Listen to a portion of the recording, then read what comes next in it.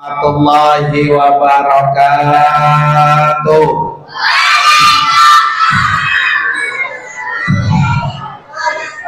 Aku, Masya Allah. Ini yang anak yatim ini kok. Yang Nabi, orang yang paling benar. Nabi orang yang paling benar. Orang yang tidak pernah berbuat salah.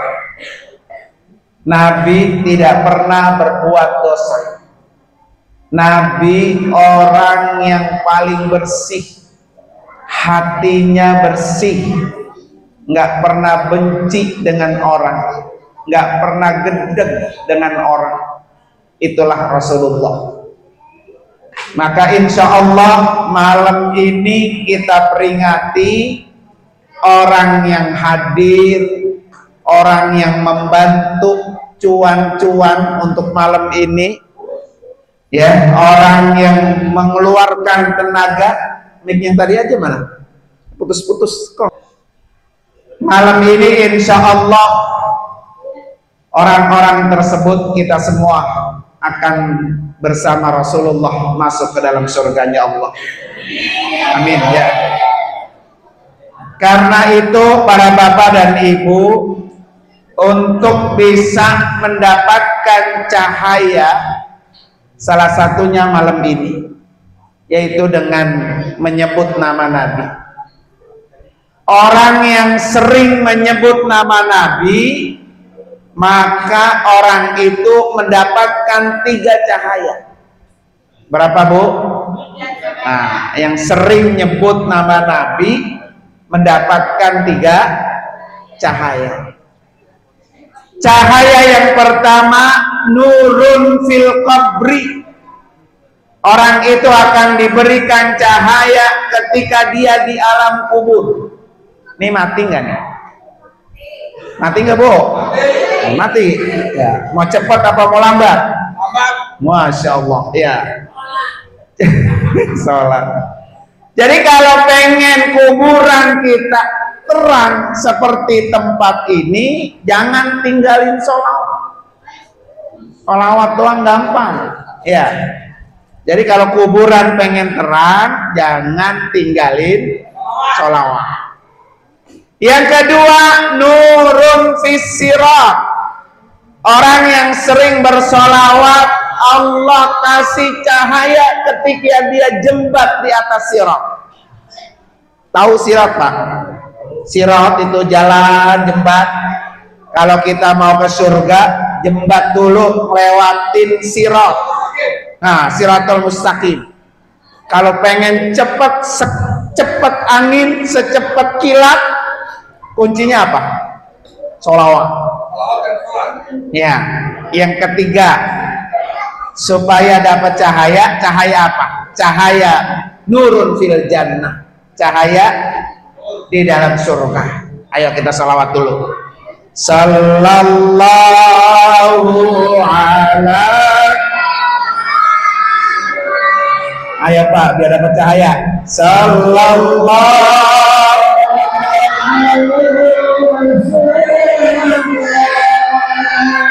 Sallallahu ala Muhammad.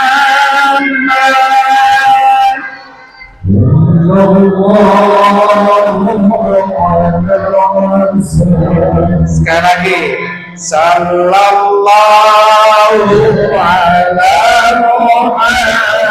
Muhammad. Ayo Pak, salam. Sallallahu ala Muhammad.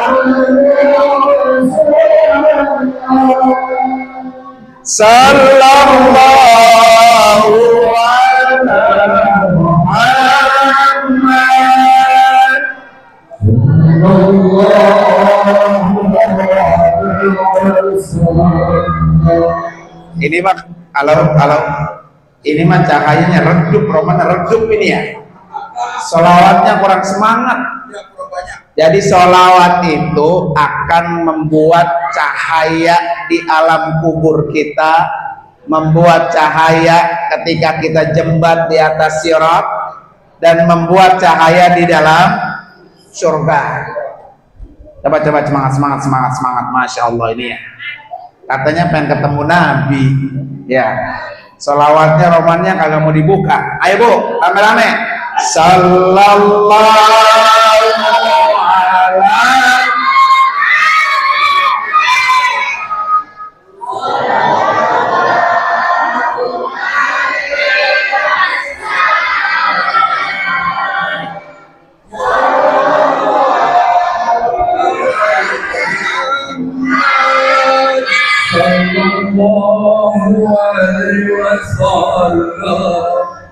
Masya Allah, luar biasa ya.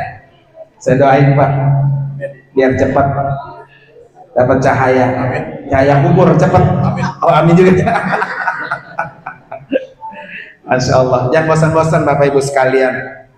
Ya, pokoknya dari rumah ke sini jalan sholawat, ambil nyapu sambil ngangi sambil nyuci apa? Sholawat. Mau tidur? Nih Ibu saya tanya, kalau mau tidur mulutnya sholawat apa buka TikTok? TikTok ya, dibuka TikTok ya. Jadi ingat, kalau saya sholawat berarti saya akan dikasih cahaya di alam kubur saya. Kalau saya sholawat besok jembat di atas siratnya gampang seperti kilat seret sampai. Kalau sering bersolawat. Nih Bapak Ibu sekalian, tong, diam. Ya, nih Bapak Ibu, Nabi dilahirkan dalam keadaan apa? Yatim. Jadi Nabi itu lahir, ya, waktu masih dalam perut emaknya, itu bapaknya udah mati. Jadi Nabi itu lahir udah nggak punya bapak. Kenapa Nabi lahir yatim? Biar punya rasa empati kepada anak yatim. Kan kalau pimpinannya bukan yatim dari orang kaya, dia nggak punya rasa. Bagaimana menderitanya seorang yatim? Ya. Makanya Nabi masih dalam perut ibunya, bapaknya udah apa? Sudah meninggal dalam keadaan yatim. Saking Nabi pedulinya sama yatim, kata Nabi apa? Orang yang jadi kafil, jadi penanggung, orang yang membantu anak yatim, nanti orang itu akan seperti ini dalam surga denganku. Pengen Pak sama Nabi kayak gini deketnya? Pengen aja apa pengen banget? Pak, diam. Pengen dekat sama Nabi seperti ini? Pengen nggak? Wah, rindunya buat yatim. Ya, lah jauh dah tuh sama Nabi dah. Ya. Jadi kalau pengen dekat sama Nabi seperti jari tengah dengan jari telunjuk, maka peduli sama yatim. Ya. Bahkan Pak, kata Nabi, kalau ada orang yang hatinya keras, susah dibilangin. Bedeg, sini no, bedeg. Ya, susah dibilangin, maka sering-seringlah berbagi kepada anak-anak yatim. Itu akan menjadikan hatinya lebih lentur daripada orang yang jauh dengan anak yatim. Ya, makanya alhamdulillah malam ini peringati Nabi Maulidnya, sekaligus juga kita mengenal bahwa Nabi itu adalah dilahirkan dalam keadaan anak yatim, nggak punya bapak. Orang itu kalau yatim Bapak Ibu, dia udah nggak bersandar sama bapaknya.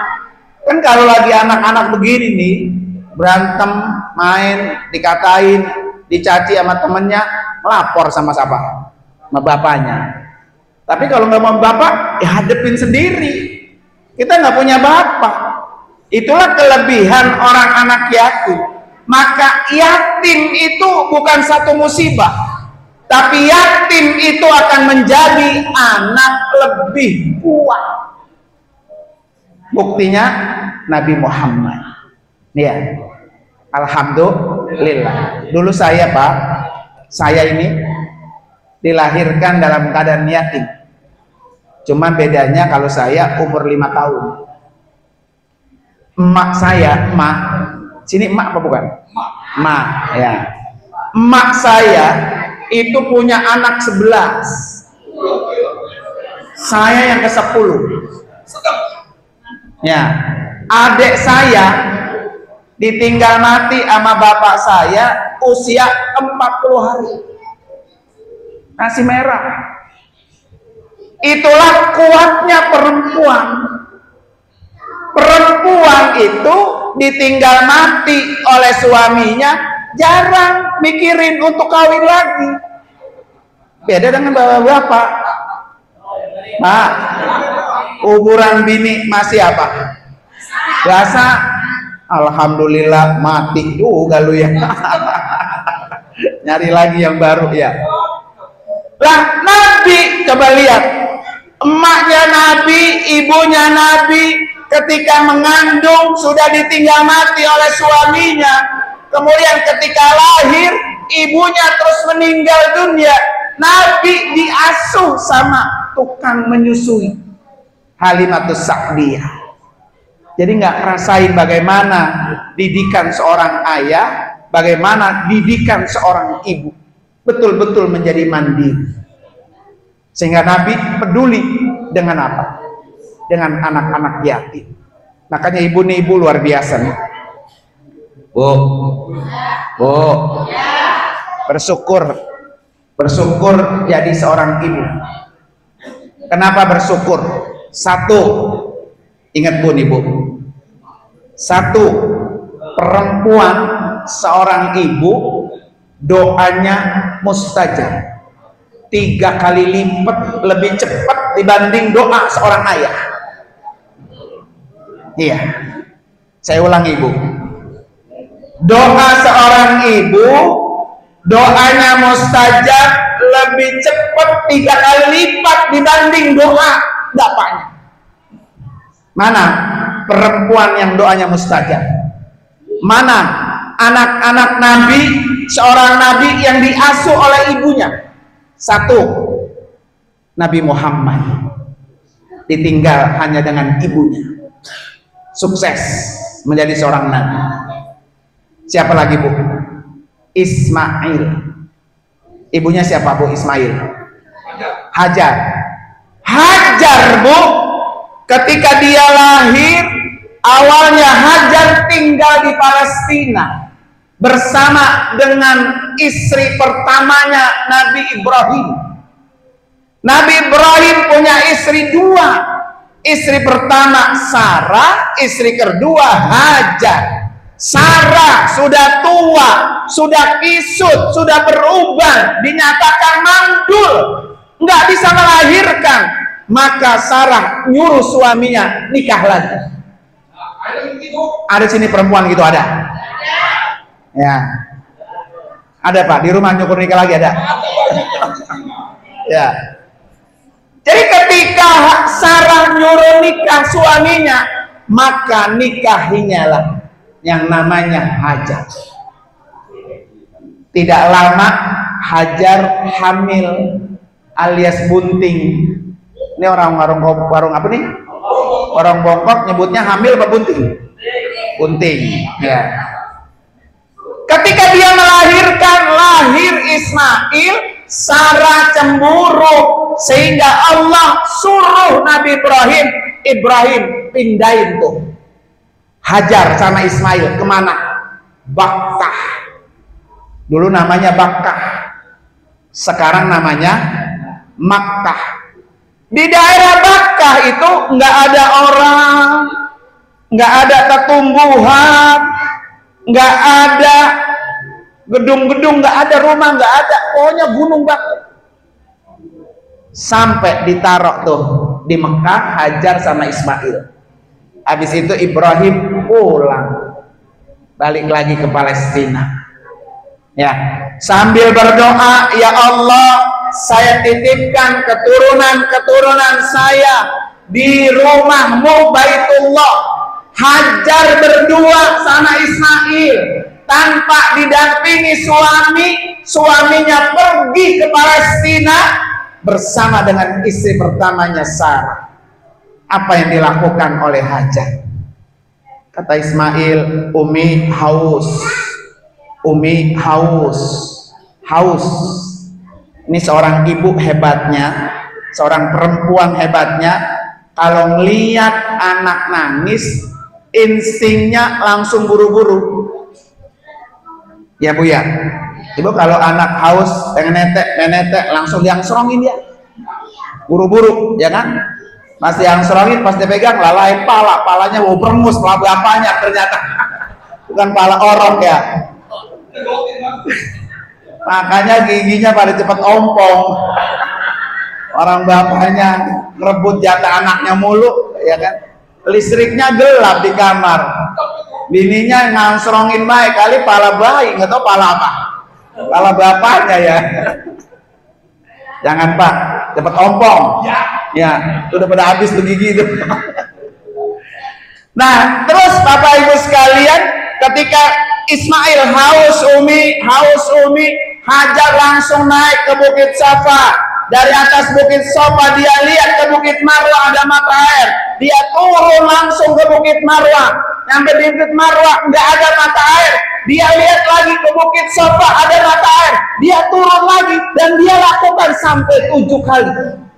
Yang disebut dengan sa'i. Tapi setelah 7 kali doa Hajar Allah kabul. Keluarlah mata air Zam-zam yang sampai hari ini kita nikmati. Hasil perjuangan siapa tuh? Perempuan.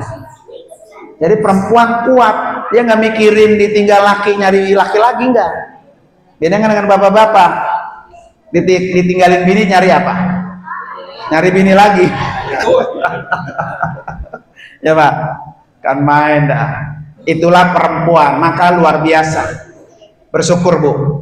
Ya, apa hikmahnya Ibu nih? Apa hikmahnya? Hikmahnya apa Bu?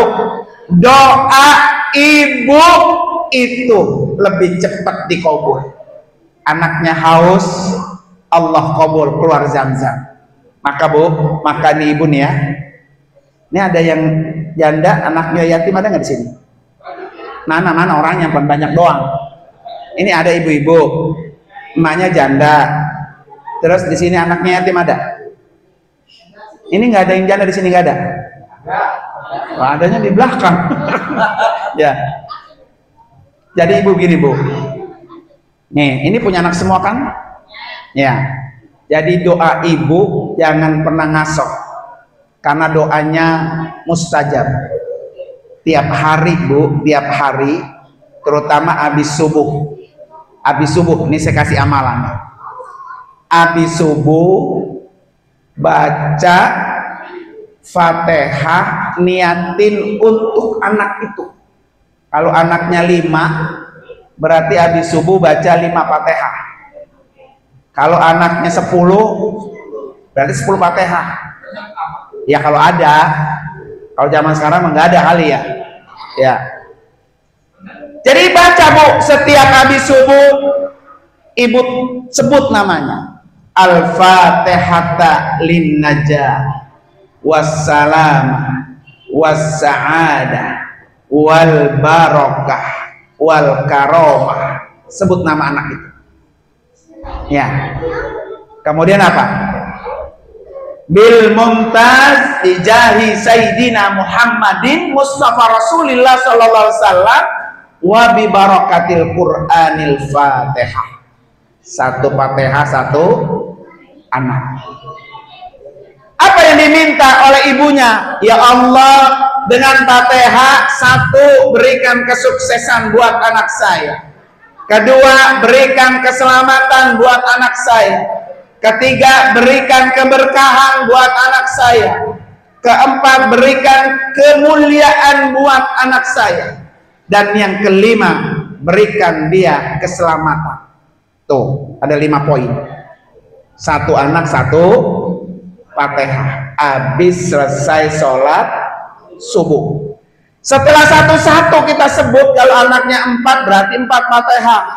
baca surah Alam Nashrah 9 kali. Alam nashrah laka sadrak wa wada'na anka wizrakal ladzi anqadha zahrak wa rafa'na laka dzikrak fa inna ma'al usri yusra inna ma'al usri yusra fa idza farag wa ila rabbika berapa kali? 9 kali setiap habis subuh. Ini yang berjuang bukan hanya istrinya aja, bapak-bapak ikut berjuang. Emang kalau anaknya sukses di mana-mana, anaknya berhasil di mana-mana, yang bangga anaknya siapa tuh? Yang disebut emaknya apa ibunya? Emaknya apa bapaknya? Bapaknya. Padahal yang sering berdoa emaknya. Ya. Makanya bapaknya ngikutin bareng dorong tuh doa. Emaknya tiap hari berdoa, bapaknya tiap hari berdoa, biar anak-anak kita menjadi anak yang sukses, ya, yang soleh dan soleha. Nah, itu yang diajarkan oleh apa? Oleh guru-guru kita. Ya, makanya Bapak Ibu sekalian, jangan pernah apa? Jangan pernah lelah. Ya, terus doain anak-anak kita. Terutama anak-anak yang sekarang nih. Anak sekarang ini kan anak yang nggak boleh lepas dari apa, Bu? HP. Ya. Makanya pengen aman, Bu. Pengen aman, anaknya masukin ke pondok, beres dah. Ya. Soalnya Bapak Ibu kalau pengen aman, kadang-kadang anaknya suruh main apa? HP. Dan itu musuh terbesar buat anak-anak generasi kita. Ya, mudah-mudahan malam ini kita santuni anak yatim, kita lihat Rasulullah perjuangannya ini sama ya seperti anak-anak kita yang sedang berjuang untuk masa depannya. Oleh karena itu mari sama-sama kita sholawat lagi biar kita betul-betul mendapatkan 3 cahaya tadi. Allahumma sholli wa sallim ala sayyidina Muhammadin sahibil salatan tubasyiruna biha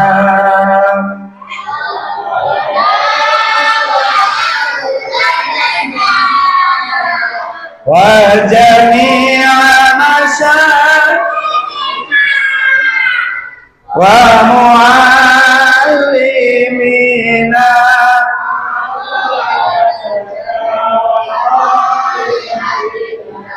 min yaumina hadza ila yaumil. Satu kali lagi, Allahumma sholli ala sayyidina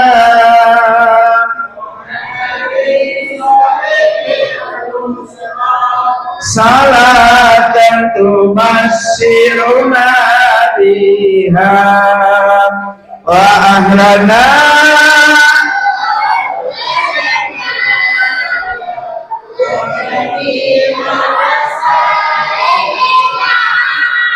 wa muallimina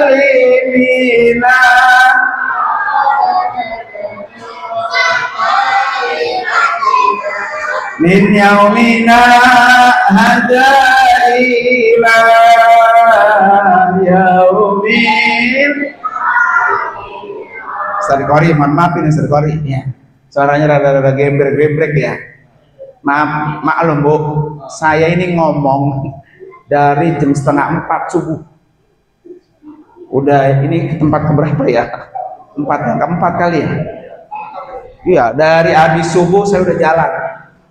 Subuh, terus kemudian dari Kebuni, terus kemudian ke Al Barokah, terus tadi maghrib taklim, habis taklim langsung ke sini.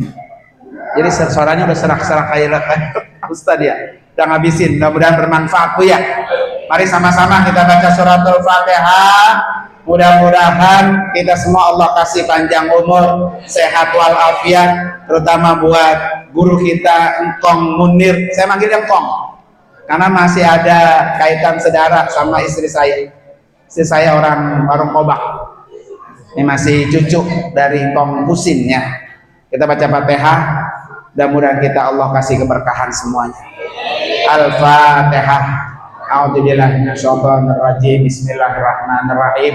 Alhamdulillah.